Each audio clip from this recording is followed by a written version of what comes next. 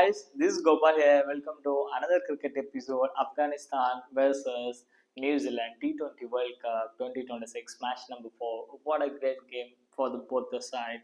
We will talk about a lot of things. So let me talk about first the toss. Toss won by Afghanistan and they choose to bat first. It is a really tricky one because I think Chennai wicket is known for spinners wicket, especially it turns lot. It is a beautiful surface to bat and it's a beautiful surface to bowl also.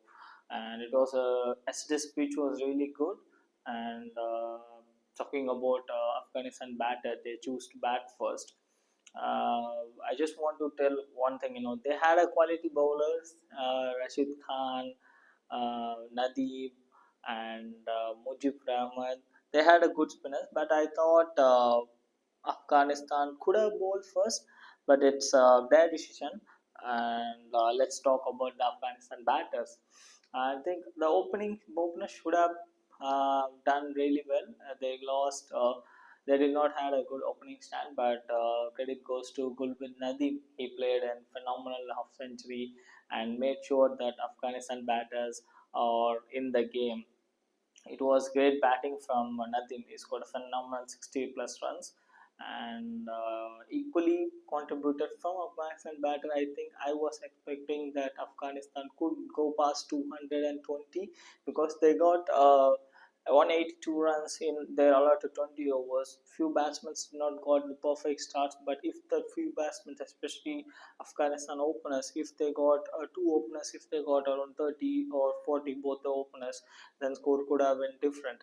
So that did not allow that score did not allow from New Zealand bowlers. They bowled brilliantly. They stick to their plans, especially Lockie Ferguson. What a bowling! He took two quick wickets. I mean, it's a quick wicket at the same time a crucial wicket. I would tell because he always known for his pace. He's a fast bowler and he always known for his pace. But the second wicket was a slow one. It made think that, oh, this guy, this fellow Lockie Ferguson is, phenomenal effort from Lockie Ferguson too.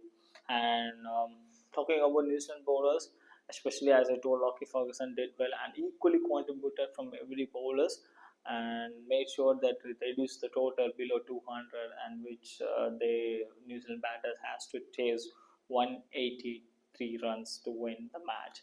And now let's go to the chasing. I think again Afghanistan did not have the best start, same as to New Zealand batters. They did not got the best of the start, I would tell, especially then Afghanistan bowlers. As I told in the beginning, they should have bowled first, but in chasing,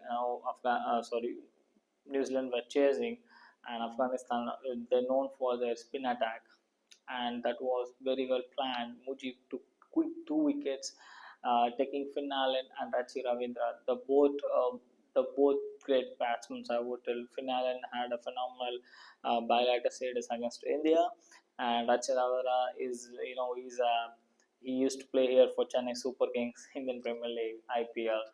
So that I think taking two wickets, it's very important in 1 over, putting right back pressure on New Zealand. So I thought at that point, I think Afghanistan bowlers will bundle out New Zealand, but there comes Glenn Phillips. He sticked with Tim Seifert. That was amazing. Tim Seifert and Glenn Phillips did not allow Afghanistan bowlers to come back into the game after that. It was a very crucial partnership from both the batters, especially Glenn Phillips coming after two quick wickets. The only thing would be going in the mind is I do not want to throw a wicket. I need to stick with the batter, Tim Seifert. He played phenomenal innings and both the batters stick together. That's what I told. Afghanistan did not have that partnership, but the partnership between the two New Zealand batters, Tim and Glenn Phillips, make sure that upcoming batsmen will cross the line and New Zealand will chase that mammoth total of 183. They chased the target in 17.5 overs. And look at the batsmen after that. They got the two wickets of Glenn Phillips and Tim. and the nice batsmen Chapman, Darrell Mitchell, and Satner were able to contribute because the platform laid by Tim and Glenn Phillips, the good partnership from both the batters, did not allow Afghanistan bowlers to come back into the game, and it allowed the upcoming batsmen to play freely. I think they did not had that pressure. That is where you need to make sure that Afghanistan bowlers should have, they got two quick wickets. I think that is the thing you need to put pressure on bowlers too. I think the trick was missed. They should have bring back Rashid Khan too early because he it was too late because he was coming a few hours late. So I thought you got two wickets. You need to set the field and you need to put pressure on the batters so you won't get uh, the start, and you would put pressure on the batter so you know that you have put in pressure, because that was done by the yesterday match in India versus USA. India were completely dominant in power play. I would tell Afghanistan did great, but I would be happy if they had taken a 3 wicket, 4 wicket in power play. Then the match would have been different. For match would have been really different for Afghanistan and especially to New Zealand.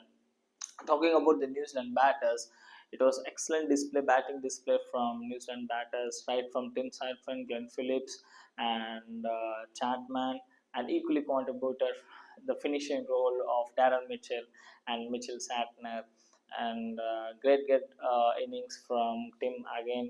He laid every the shots he played with the spin, and he was very calm and composed, and that really shows the character that I'm the man. I need to take my team to the winning ways, and that really showed that this New Zealand team is really one team to watch in the tournament, I would tell. And talking about Afghanistan bowler, as I told Afghanistan bowler contributed, but the New Zealand batter did not allow Afghanistan bowlers to come back into the game. That's where the captainship plays a crucial role. If you're the captain, you need to think that I need to break the partnership, so I need to bring my premium bowler Rashid Khan into the play. I think you have to go through a lot of things. I will believe that Afghanistan did well, and I would strongly believe they will come very good in the next game. I truly believe Afghanistan is a good team in the tournament, especially in the previous year, Afghanistan versus New Zealand. It wasn't really bad. It was really a great game. It was a different pitch. It was a different venue, and this is a different venue and different pitch. Everyone knows. I think it was a great game, amazing game, good good that Afghanistan had done well, but New Zealand have started the T20 World Cup with a win. I think New Zealand will go really really hard from here on, and I think Afghanistan has to think what are the mistakes they have to do. For Afghanistan, I would tell that use the power play. Use very well, used with the ball, but use with the bat also, because you have good batters score 60 or 50 runs in power play with losing a wicket. Then see what happens next. And I want to again tell to same thing to New Zealand, because they got wickets and they put pressure, and at the same time when you lose while batting quick wickets in 1 over, two quick wickets, it automatically put pressure on next coming batsman's bat to pen. Eventually, you know, Glenn Phillips did not have that pressure because you lost two wickets. After two wickets, Phillips came and he hanged out and he built a partnership with Tim Seifert, and Glenn Phillips laid the platform for next batsmen like Chapman, Darren Mitchell, and Satner, and make sure that all upcoming batsmen cross the line and make sure New Zealand win the match. That's the mindset of the New Zealand batters yesterday's game. So again, I would like to congratulate New Zealand team for winning the match, and I would like to tell Afghanistan just rethink what are the mistakes you have done, and all the best for the second game for both the teams. And thank you so much for watching the video, guys. I will see you on the next game. It is Nepal versus England. See you on that video. Thank you, guys.